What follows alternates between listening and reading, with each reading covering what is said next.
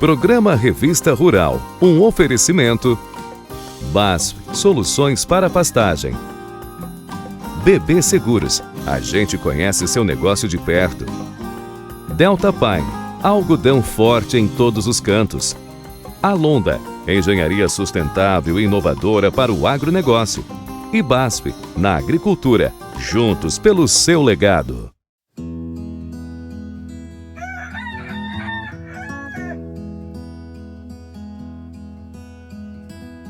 Olá! Como foi a semana? Aqui a gente trabalhou um bocado para trazer um programa especial para você. Confira os principais assuntos. Projeto muda a vida de pequenos produtores de leite. Sustentabilidade é base de toda atividade agropecuária. Cultivar ostras pode ser um bom negócio. E os acordes mágicos da viola caipira.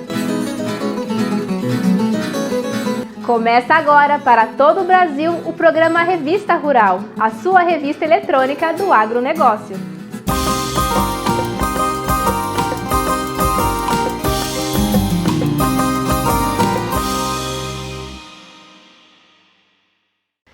Um programa de orientação e assistência técnica vem transformando o negócio e a vida de pequenos produtores de leite em um assentamento no interior de São Paulo. Compartilhar boas práticas com os pequenos produtores rurais, levando conhecimento, tecnologia e mais qualidade de vida. É dessa maneira que o programa Gado de Leite, aqui no município de Promissão, interior do estado de São Paulo, funciona dentro de um assentamento rural, com 300 famílias. Delas, 30 fazem parte do programa. O Brasil possui assentamentos há algumas décadas. E esse de Promissão é dos anos 70. Em geral, os assentados entram nos lotes e, de forma bastante simples, fazem pequenas construções para começar a vida. O objetivo é começar a ocupar, o lote, e aí ele tem uma agricultura de subsistência, ele começa aos poucos a desenvolver a sua atividade. E é muito comum haver a falta de assistência técnica. Então o programa vem para um assentamento no sentido de compartilhar conhecimento e fazer com que o conhecimento traga a evolução. Já há uma atividade de gado, que é uma atividade importante para sempre dar um dinheiro picadinho no mês. Alguns fazem atividade de plantio, então aqui na região, por exemplo, plantio de quiabo é uma realidade mais comum. Outros vão para banana, outros vão para milho. Então sempre há uma atividade principal de plantio junto com uma atividade leiteira. No programa, o primeiro aspecto é compartilhar o conhecimento e, com isso, fazer com que o produtor alcance maiores níveis de produtividade. Seja porque resolveu um problema de sanidade, ou melhorou a nutrição, ou então se é porque melhorou a genética dos animais. Essa produtividade aumentando significa uma capacidade de renda que está sendo criada. E aí o produtor ele é livre para usar naquilo que ele quer. E o que a gente percebe, não apenas nesse programa que está acontecendo em Promissão, mas o que aconteceu no Vale do Paraíba, nas cidades de Areia e São José do Barreiro, foi exatamente isso. Produtores usando a sua capacidade de renda aumentada para fazer as melhorias que eles julgam que sejam as mais importantes. Em cada local que passa, o programa dura cerca de 1 ano. E para escolher as propriedades participantes, as parceiras do projeto utilizam uma metodologia preconizada pela FAO, baseada nas boas práticas pecuárias. A gente passa 160 quesitos de verificação de boas práticas das propriedades. Todos esses quesitos têm respostas de conformidade, níveis de conformidade, eles são registrados em uma plataforma digital chamada CheckMilk, que depois faz o monitoramento e acompanhamento de todos esses dados, Na medida que os técnicos vão visitando as propriedades, vão verificando os pontos de melhoria e já vão registrando. No final do projeto, a gente consolida todos os dados e aí a gente tem um indicador métrico, Então a gente gera as métricas para poder avaliar a evolução de cada propriedade dizer assim, qualitativamente, né, de uma maneira muito mais contundente. O diagnóstico está pautado em 6 pilares: nutrição animal, sanidade, higiene da ordenha, bem-estar, questões ambientais e gestão socioeconômica. A nutrição é um grande desafio, né? Porque a gente depende de solo, depende de chuva, depende de plantio e uma série de coisas. O principal ponto é planejar a quantidade de alimentos que a gente vai precisar, né? Então, a gente faz uma análise do rebanho, que rebanho que nós temos nas propriedades, né? E aí a gente faz uma projeção da demanda que esse rebanho necessita de alimentos e faz uma verificação do que eu tenho de área disponível e de alimento disponível. E a gente faz uma conta, essa conta tem que fechar. Se ela não fechar, ou tem que trazer comida de fora, ou tem que descartar a parte do rebanho. Na sequência, é realizado o planejamento de plantio, que envolve desde onde o pecuarista irá plantar até a recomendação de calagem para que o solo esteja preparado para receber sementes ou mudas. Depois parte para orientações de conservação desses alimentos, seja via processos de silagem ou de fenação, né? Então o produtor recebe todo esse aprendizado de como picar melhor essa forragem, para como compactar adequadamente, ponto de colheita, ponto de secagem e tudo mais, né? E o último ponto, não necessariamente nessa ordem, mas é um dos pontos também importantes, daí é o balanceamento da dieta. Então, a dieta é feito o cálculo de ração, cálculo de dieta, e o produtor recebe a receita de fornecimento, de racionamento desses animais em função das características produtivas, né? Então, a gente insiste muito para que se pese o leite, para que se forme lotes de fornecimento, para a gente poder dar mais alimento para aquela vaca que responde mais em produção e menos para aquela vaca que não responde tanto quanto se espera, né? Por uma questão de sustentabilidade, uma questão de viabilidade econômica. A saúde reprodutiva é outro ponto tratado com os produtores e é considerado algo fundamental para todo o ciclo, uma vez que se não houver reprodução, não teremos gestação e assim não haverá leite. A estratégia é também, a gente traz um laboratório móvel chamado Rufião, né, que é um veículo provido com os equipamentos, especialmente o ultrassom, que é o principal instrumento da equipe, né? E a estratégia é, primeiro, vamos fazer um mapeamento reprodutivo de todo o rebanho. Então passa todas as vacas no ultrassom para identificar quem está prenha e quem não está, né? A gente se preocupa muito em saber por que as vacas não estão prenhas, né? A prenha a gente já prediz para quando que vai ser o nascimento e o estado gestacional que ela se encontra, então já possibilita o produtor se planejar com questões de secagem da vaca, piquete maternidade e tudo mais, né? E as não prenhas que a gente vai trabalhar. Segundo Luiz, após a primeira visita, os animais voltam a ciclar e 60 dias depois já estão com prenhez produtiva, o que leva a outra abordagem estratégica: tratar sobre a qualidade do leite. A qualidade do leite é um contexto bastante amplo de trabalho, né?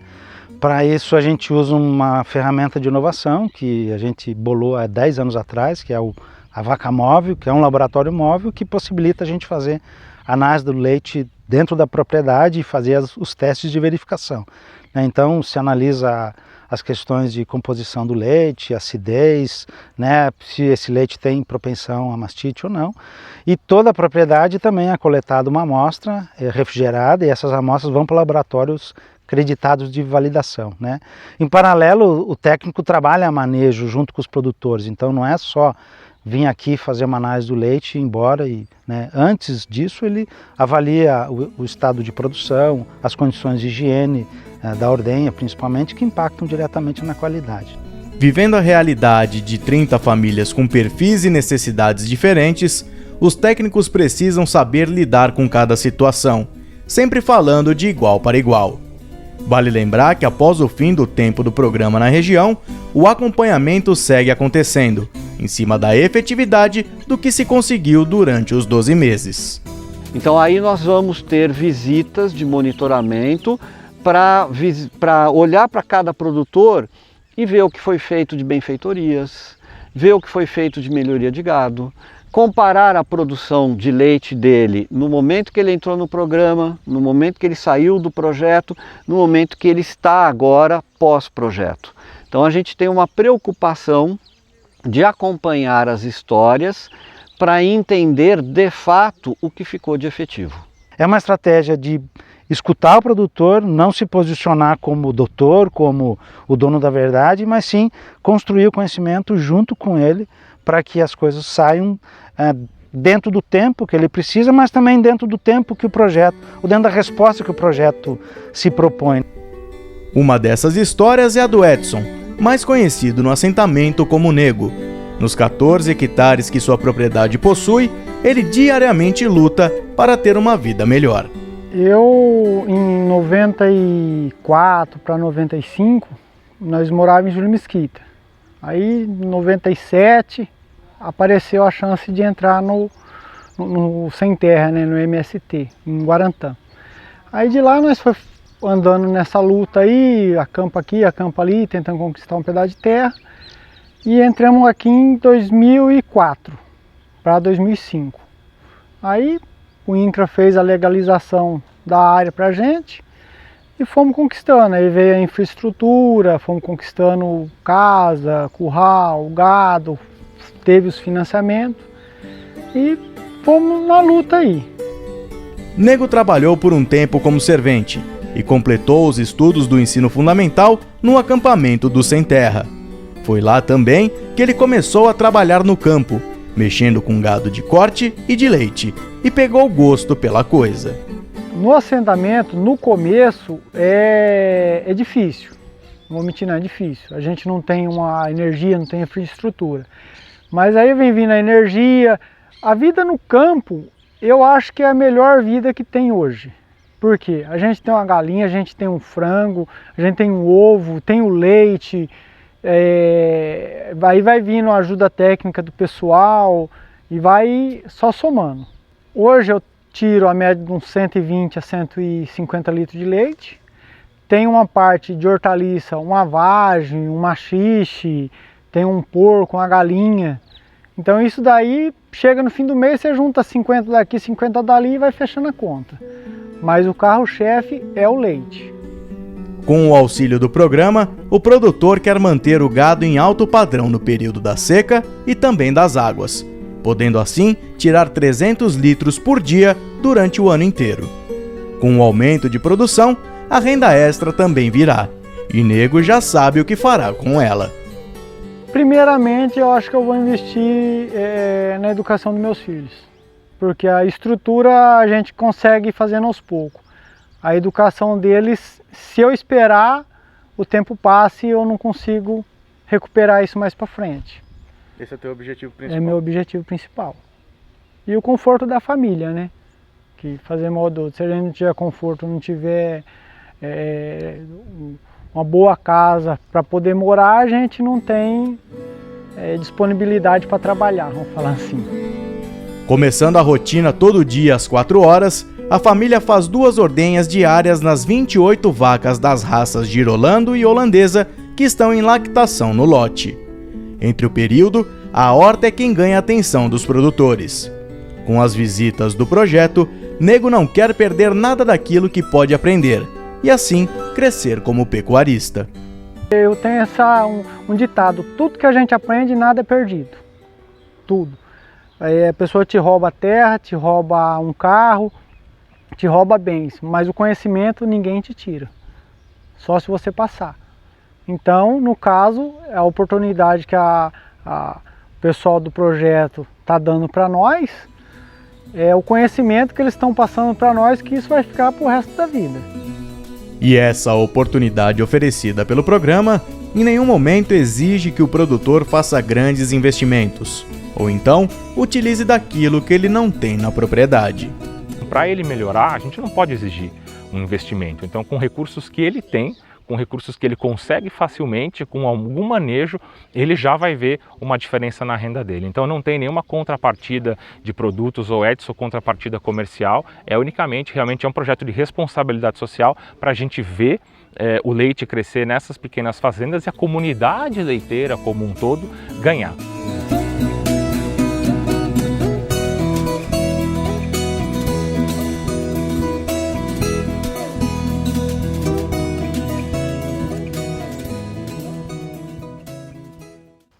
Semana que vem você vai conhecer a história da produtora Viviane Souza e verá como a cooperativa vem sendo importante na rotina de pequenas propriedades leiteiras.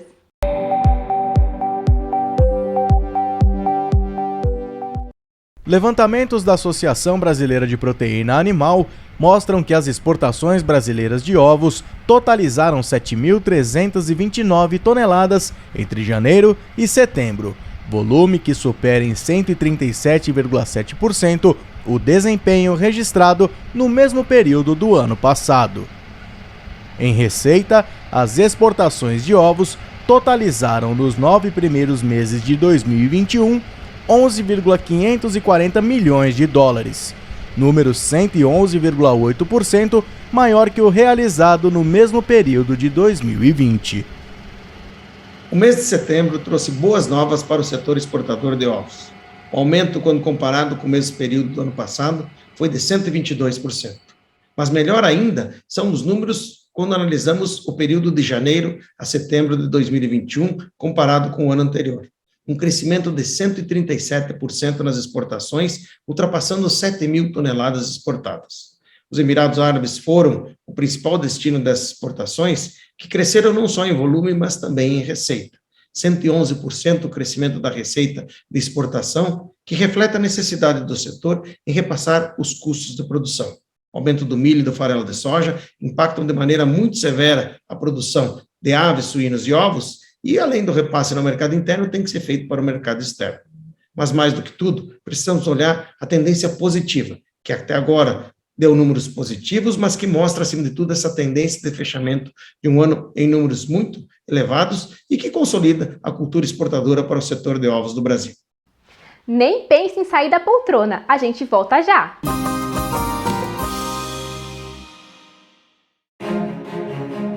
Para entender de verdade do agronegócio, é preciso conhecer cada detalhe dele. E foi com esse olhar, bem de perto, que vimos suas necessidades e evoluímos ainda mais os seguros rurais da BB Seguros, com soluções para proteger sua lavoura, seu maquinário, seus investimentos, sua vida. Uma coisa que só quem está bem próximo de você desde sempre pode fazer. Agro, agora e sempre. BB Seguros. Potência agroambiental, o Brasil tem hoje na sustentabilidade a base de todo tipo de atividade, agrícola e pecuária.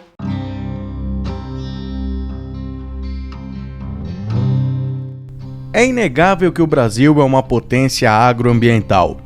Especialistas deste mercado defendem que o atual caráter sustentável da produção rural brasileira consiste na força junto aos investidores, compradores e consumidores externos.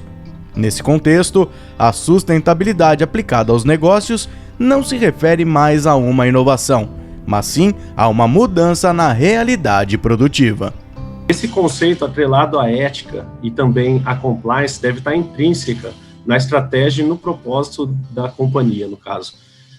Como exemplo mesmo, eu posso falar sobre o cenário atual mesmo, de que a preocupação por alimentos seguros e a segurança alimentar desencadeou uma preocupação e um interesse dos consumidores em entender qual é a origem e a rastreabilidade dos produtos que eles estão adquirindo.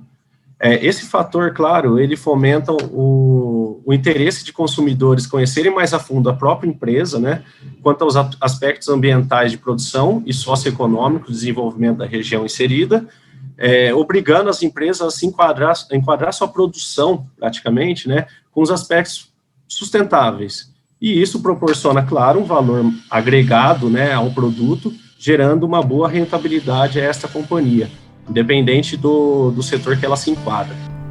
Os conceitos de sustentabilidade devem ser vistos como um meio de desenvolvimento das diversas atividades agropecuárias. E ao desenvolver um projeto para o segmento, é preciso inicialmente entender qual a sua finalidade e seus possíveis impactos. Em qualquer organização, boas práticas atreladas aos aspectos de sustentabilidade são sinônimos de bons resultados, né? Eficiência de processo, eficiência de produção. Especificamente para o agronegócio em si, a grande dependência de recursos naturais. Para o desenvolvimento dessas atividades, né, sendo impossível não atrelar todos os fatores ambientais e sociais nos projetos incorporados nesse segmento. Ao tratar de projetos para o agronegócio, o respeito ao tripé da sustentabilidade é de fundamental importância para avaliar os possíveis impactos ambientais, sociais e econômicos que este projeto vai trazer em seu desenvolvimento. Com isso, com essa correta gestão, a gente vai conseguir garantir o mínimo de impacto ambiental e o máximo de desenvolvimento social e econômico onde esse projeto vai ser inserido. Um ponto que ajuda neste monitoramento é a utilização da tecnologia, que chegou de vez ao campo. Dessa forma, o produtor tem em mãos diversas informações que o ajudam a tomar decisões mais acertadas. Um exemplo simples é que alguns anos atrás, a propriedade era vista como forma homogênea, ou seja, se você precisasse fazer a utilização de algum insumo, ela era feita praticamente em toda a propriedade, sem diversificar as áreas em si. Ou seja, com o uso da tecnologia, hoje já é possível mapear quais são as demandas necessárias para cada área. Esse olhar independente gera eficiência em diversos aspectos da produção, como a não utilização de defensivos de forma desnecessária, fertilização de forma desnecessárias também, a redução de uso de maquinário, reduzindo o consumo de combustíveis, reduzindo, consequentemente, a geração de gases de efeito estufa, que hoje é um grande problema para nós também, e sem falar da consideração da otimização do uso do recurso água. Outro conceito que está difundido no agro brasileiro é o de bioengenharia. Ele consiste em tratar do uso de elementos biologicamente ativos associados a elementos inertes, visando alterar o mínimo possível as condições naturais das áreas. Em linhas gerais, a gente pode dizer que a bioengenharia proporciona aspectos positivos dos locais em que são implantadas, não se limitando somente aos fatores funcionais do projeto de bioengenharia inserido, mas também favorecendo o desenvolvimento do equilíbrio das condições ecológicas naturais da área inserida, ao qual propicia um aumento da biodiversidade local e da área e influência que o projeto está sendo aplicado. A função paisagística também fica bem evidente neste tipo de solução, já que é baseada na natureza, o que permite o enriquecimento com a formação de novos componentes, estruturas e formas que integrarão a paisagem. Consequentemente, todo o aspecto socioeconômico fica evidente nesse tipo de solução, com a correta gestão dos recursos naturais, além da economia de implantação e manutenção comparado às técnicas convencionais. Vale ressaltar que os mercados estão cada vez mais exigentes e que referência ao desenvolvimento sustentável atrelado à Agenda de 2030, do desenvolvimento sustentável da ONU, e também as práticas ligadas ao conceito ESG trazem ganho às empresas inseridas em determinados mercados, no qual se fortalecem no que diz respeito à extensão de colaboradores das próprias empresas que valorizam o impacto em um propósito bem definido de determinada companhia. Mexendo com a cadeia de ponta a ponta, os clientes também estão cada vez mais interessados em adquirir produtos de empresas que possuem foco sustentável, o que mostra aumento na conscientização do público para problemas relacionados a este conceito.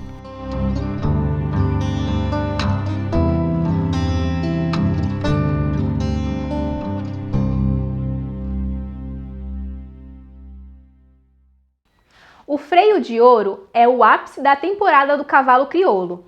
Este ano, porém, ele aconteceu fora do seu palco tradicional, sem perder o brilho e a sua importância.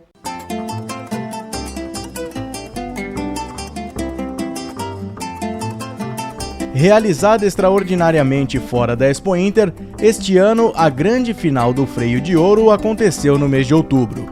O afrouxamento das medidas de isolamento social por conta das quedas nos números de casos da Covid-19 permitiram a presença de público, esquentando o clima e dando maior emoção à competição.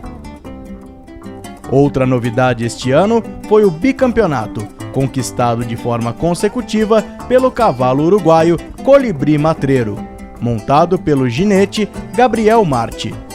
Antes disso, apenas um outro animal já havia conquistado esse feito, porém em anos alternados, em 2015 e 2018.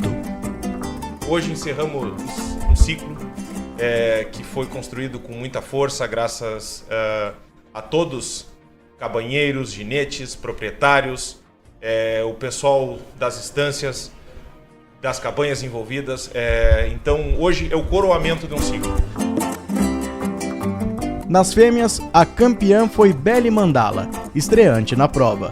Ela se classificou para a final ao vencer o bocal de bronze deste ano.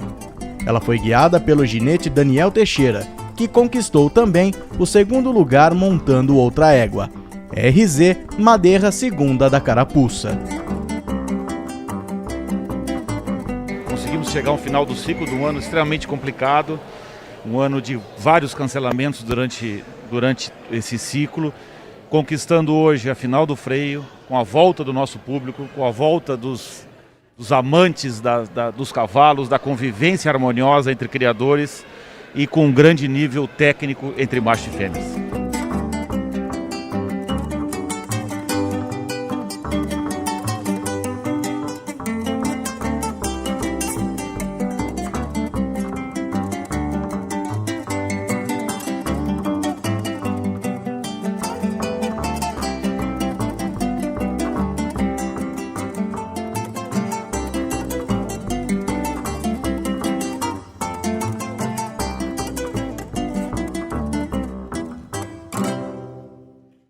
A produção intensiva de ostras pode ser uma boa fonte de renda para a comunidade de regiões do mangue. Vendo assim, é até difícil de imaginar que para chegar ao consumo as ostras passam por um trabalho duro e artesanal. Para conhecermos melhor o trabalho de uma criação de ostras, fomos até o município de Cananéia, distante a 210 quilômetros da capital paulista, e acompanhamos a rotina dos caiçaras, responsáveis pela engorda e coleta racional das ostras. Ao chegarmos na cidade, fomos direto para o braço do mar. Tentamos ir com um barco a motor, mas ficou somente na tentativa. Ô Juliano, você se prepare, porque teremos uma aventura. Primeiro, o barco não está funcionando, quer dizer, o motor não está funcionando. Tivemos uma troca de motor e agora estamos esperando. Então a gente vai ter que ir no remo. Mas só tem um remo? Já que o barco não funcionou, decidimos ir a remo. A viagem até os viveiros localizados no estuário, parte de um rio que se encontra em contato com o mar, demorou uns 20 minutos. Tempo necessário para conhecermos cada detalhe do habitat. Vimos o mangue, local e berço de várias espécies, e de onde é extraída as ostras. Essa parte mais clara dos galhos das árvores são as ostras, que saem daqui ainda pequenas, para serem engordadas nos viveiros. A nossa pequena expedição foi guiada por seu Francisco de Sales Coutinho, conhecido como seu Chico. Ele é um dos responsáveis por uma cooperativa fundada pelos caiçaras e quilombolas da região. O trabalho realizado por eles recebeu a ajuda de órgãos governamentais e que tem dado uma nova direção para a vida de muitos por aqui. Uma rotina nada fácil. Toda a vida trabalhei clandestino, né, correndo da Polícia Ambiental. Então, quando a gente via o barco da Polícia Ambiental ou o carro da Polícia Ambiental, a gente virava a canoa, corria. Eu trabalhava com meus filhos eram pequenos. Tinha que colocar os filhos no mato, correr, entendeu? Era terrível. Vendia para o atravessador, eles me pagavam muito barato, o preço que queriam me pagar, né? E começamos a trabalhar com engorda de ostra através de um trabalho da USP, da Fundação Florestal, em 93, na parte da organização da comunidade do Mandira. E a Fundação trouxe Fundação Florestal, trouxe um técnico, na época que tinha trabalhado no Sul, com mexilhão, e falou pra gente se a gente não queria fazer para a comunidade, né? A comunidade não queria fazer um experimento de engorda de ostra. Aí eu trouxe um técnico do Instituto de Pesca aqui para ver a área, se a área era propícia para a criação de ostra. E o cara falou que era bom, então a gente conseguiu uma tela dessa, de 10 por 1 metro de largura, para fazer o primeiro experimento, e aí deu certo e a comunidade começou a expandir junto com o técnico, sempre o técnico acompanhando, né? E aí a gente conseguiu, né, em 97 a criação da cooperativa. Criando a cooperativa, a gente passou a valorizar o nosso produto e se valorizar também valorizar esse trabalho como uma profissão. Aqui nos viveiros acontece toda a reprodução das ostras. Após serem retiradas do mangue, elas seguem para cá, viveiros de engorda. E chegamos bem na hora da coleta das ostras. Entre uma limpeza e outra, elas são separadas por tamanho. Hoje são 23 cooperados que trabalham em mariscar as ostras. Entre um barco e outro, vimos muitos saindo carregando saco cheio de ostras. Hoje, a produção é outra. Agora a maré tá seca, ela tá fora da água, mas ela vai, à tarde ela tá no fundo aqui. Nós vendia uma dúzia de ostra, saía para nós a 40 centavos uma dúzia. Aí nós criando a cooperativa já conseguimos aumentar esse produto a 300% do valor daquilo que a gente estava recebendo com o atravessador. Melhorou a qualidade de vida do pessoal da comunidade? Sim, melhorou a qualidade de vida e melhorou também o conhecimento do trabalho com a ostra, né? Porque muitas vezes a gente trabalha muitos anos com o produto, acha que conhece, né? E na verdade não conhece, né? Hoje o consumidor que come ostra da cooperativa é uma ostra certificada, é uma ostra que tem qualidade, uma ostra tratada, ela passa por um processo de depuração, não é igual a ostra consumida pegada aí pelos atravessadores, né? Que pega do coletor. Ainda, infelizmente, pega num preço muito baixo e coloca no mercado sem garantia nenhuma da qualidade do produto. Só para você ter uma ideia, a gente desmariscava a ostra, né, tirava o marisco da concha e vendia ela em quantidade, assim, num pacotinho de 800, 900 gramas. Cada pacote desse vai 10 dúzias de ostra, né? E vendia num preço muito pouco, menos de R$1, um pacote desse com 10 dúzias de ostra, nós vendia por menos de R$1. Então tinha que tirar muito. Eu, pelo menos quando trabalhava com meus filhos em desmariscação de ostra, nós desmariscávamos em torno de 400 pacotes por semana. Então você vê que é muita ostra, né? E hoje não, hoje se eu vendo 100 dúzias, 200 dúzias por semana na cooperativa, dá para mim passar tranquilo, entendeu? E no inverno, né, que posso vender isso. No verão eu vendo aí 1000 dúzias tranquilo, né? Outro jovem cooperado e que há 5 anos trabalha na cooperativa, afirma que as melhorias foram além do aumento da produção. Não, melhorou muitas coisas, né? Uma delas mesmo foi a própria autoestima, né? De você assumir que você é um coletor de ostra, não ter vergonha de falar, né? Que você trabalha no mangue mesmo. Muitos jovens como você começaram a permanecer na comunidade? Sim, os jovens acabaram vendo que é uma alternativa de vida que dá para você ficar na comunidade, né? Não precisa sair para a cidade à procura de trabalho. Tem como você sobreviver dentro da comunidade através da ostra. E a questão de renda, dá um bom retorno para você? Dá, aqui aproximadamente, todos assim, principalmente os jovens, eles ganham mais de um salário por mês, né? Então, tipo, dá para sobreviver tranquilo. Além da renda, os moradores transformaram a cooperativa em algo altamente produtiva. Até tempos atrás, os coletores de ostra da região não realizavam nenhum tipo de manejo de extração. Não se respeitava o tamanho mínimo de coleta dos moluscos, 5 centímetros, nem o período da reprodução da espécie. Tem esses cuidados com a preservação ambiental, principalmente vocês estão numa área de preservação, hoje não teria tanta ostra como tem hoje.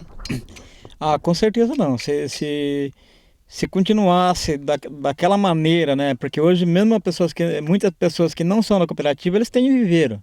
Então ajudam a repovoar o mangue, né? E se fosse continuar do jeito que estava vindo, né, acontecendo, certeza que hoje não existiria mais ostra no mangue, no estuário de Cananéia, né? Porque era uma devastação só, né? Quando nós começamos a trabalhar assim na questão da criação da cooperativa, foi feito um levantamento aqui no município de Cananéia, saía do município 75 mil dúzias de ostra por mês, daqui do município de Cananéia, não era da comunidade do Mandira, não, era do município de Cananéia. Entre ostra em dúzia, ostra desmariscada, sem nenhum controle, né? Muito menos se preocupar com o meio ambiente, né?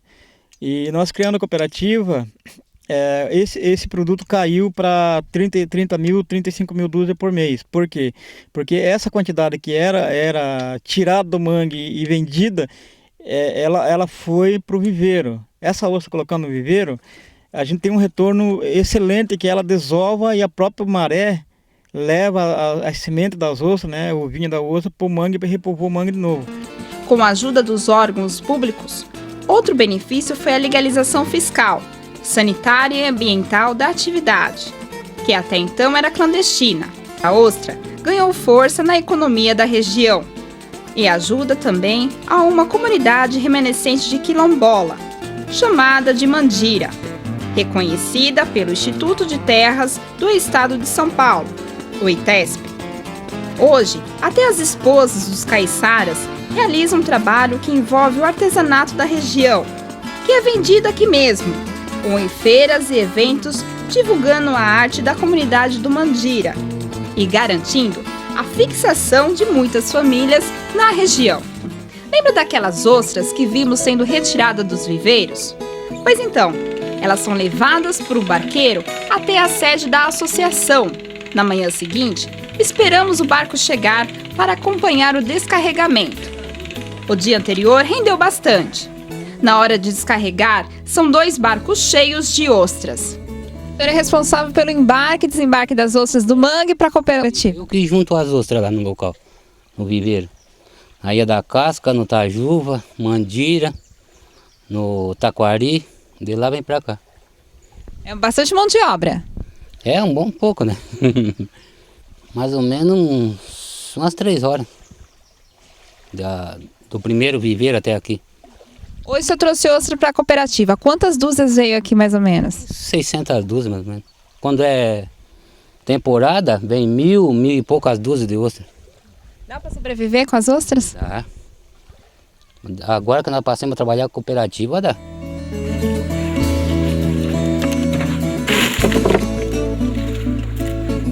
Aqui elas passam por uma verdadeira transformação até chegar ao destino final. Seu Mário, acabou de chegar algumas ostras. Agora, qual o trabalho que você vai ter daqui pra frente? O primeiro é puxar ela pra cima, né? E depois tá limpando, separando por tamanho, pra tá lavando ela. Aqui elas chegaram de todos os produtores lá dos mangues. Isso aqui chegou de quase todos. Então daqui pode ser que ainda tenha alguns que vai trazer ainda hoje, mas a maioria deles já tá aqui. Aqui agora só ficou o trabalho pesado pro senhor? Pode-se dizer que sim, o trabalho pesado ficou agora, que é limpar uma por uma pra tá lavando, pra tá depurando, pra tá vendendo.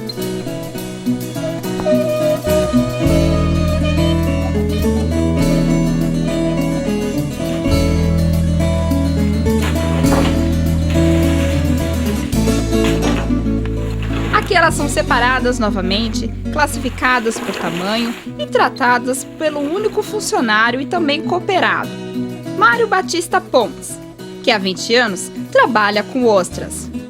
Olha, através da ostra que nós temos a nossa casa, não tem tudo que precisa, porque tem o vinho.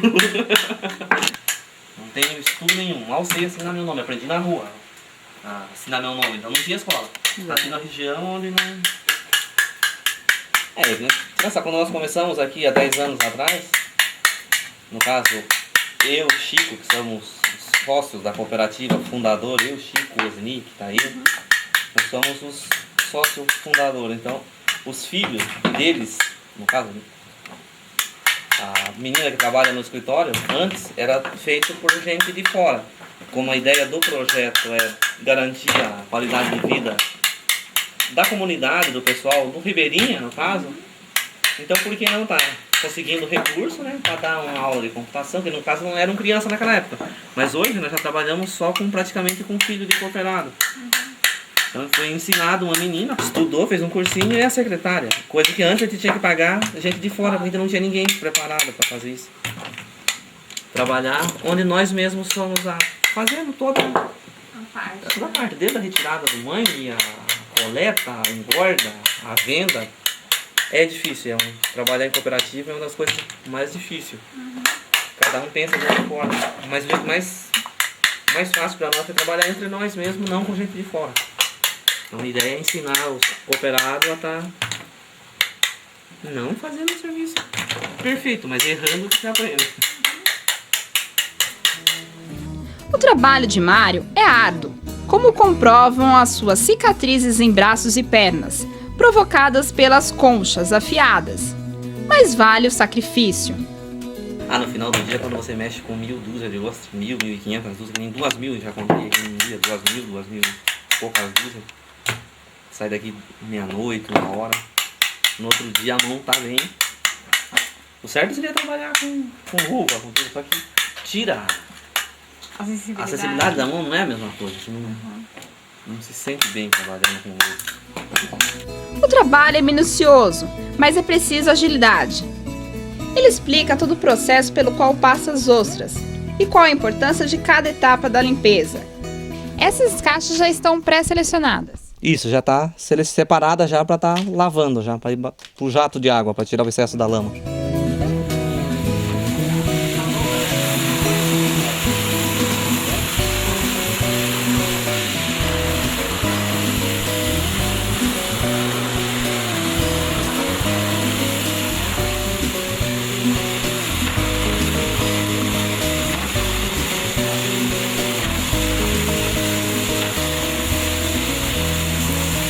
Então ela recebe primeiro a água salgada para dar a limpeza. Para dar primeiro um facão, né, para tirar o excesso da craca, desgrudar, que vem 2, 3. Depois um jato para tirar o excesso da lama. Daqui elas vão para... Daqui vai para dentro, para a piscina. Tá. Tem como a gente ver esse processo agora?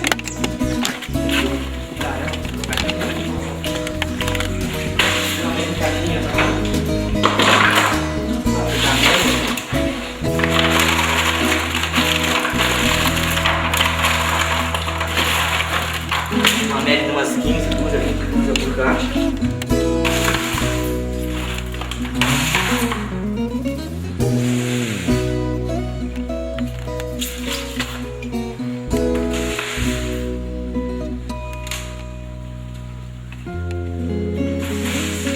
Conhece se ela tá boa para atender, não tá muito pelo som. Se ela tá oca, não? Ela tá oca, é que não tem mais nada. Mas nem sempre ela abre. Nem sempre ela morre e abre. Porque às vezes se você abre uma outra para comer, ela tá perfeita, porque quando você abre ela para servir, ela não tem água dentro. Então se ela não tiver água, mesmo para deixar, pode ser uma aparência fresquinha, mas não é bom comer porque a água mantém ela viva um tempo, no caso da validade, de 5 dias. Aqui as ostras recebem até um banho de piscina. Depois delas passaram pelo processo de pré-seleção, depois de receber o jato d'água, elas vêm para uma sala de depuração. Isso, é uma piscina com água filtrada, né, onde elas ficam descansando, onde ela vai estar aqui filtrando uma média de, no mínimo de 3, o máximo de 8 horas. Então, uma média de 5 horas elas ficam descansando, filtrando a água e eliminando as impurezas, a sujeira que ela possa ter pego no manguezal. Aquelas recebem um banho de beleza, porque o aspecto mudou muito com relação àquelas primeiras que chegaram.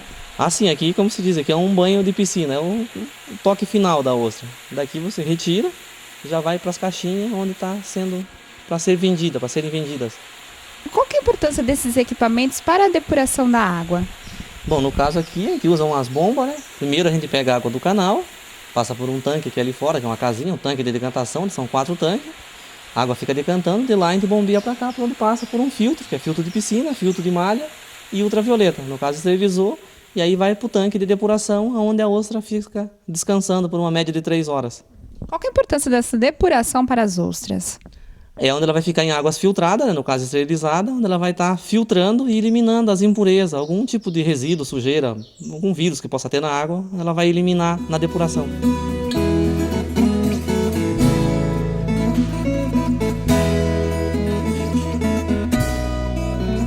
Simular levando lá.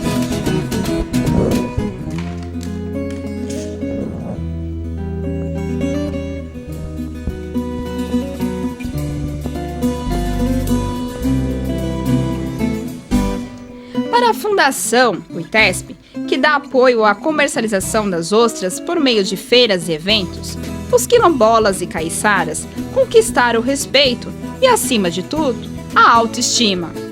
Qual foi o papel do ITESP com a comunidade do Mandira?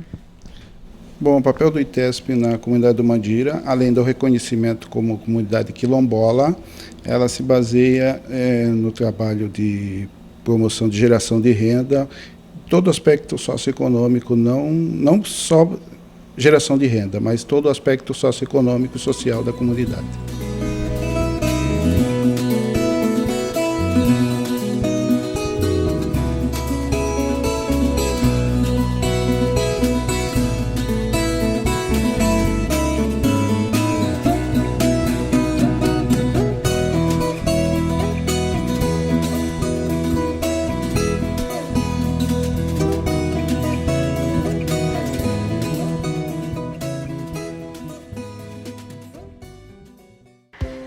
Revista Rural quer ouvir você. Se você tem algum comentário ou quiser sugerir reportagens, fale com a gente. Envie um e-mail para faleconosco@revistarural.com.br. faleconosco@revistarural.com.br. Mande sua mensagem, estamos te esperando.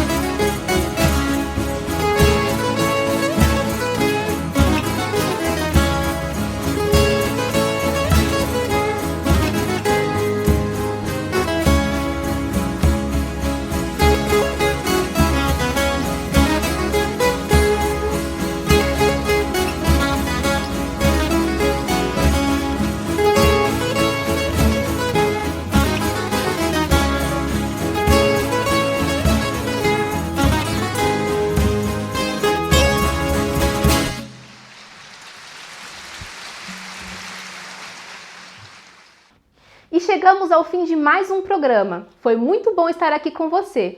Não esqueça de se inscrever no canal e clicar no sininho para ficar por dentro de tudo. Uma ótima semana e até a próxima!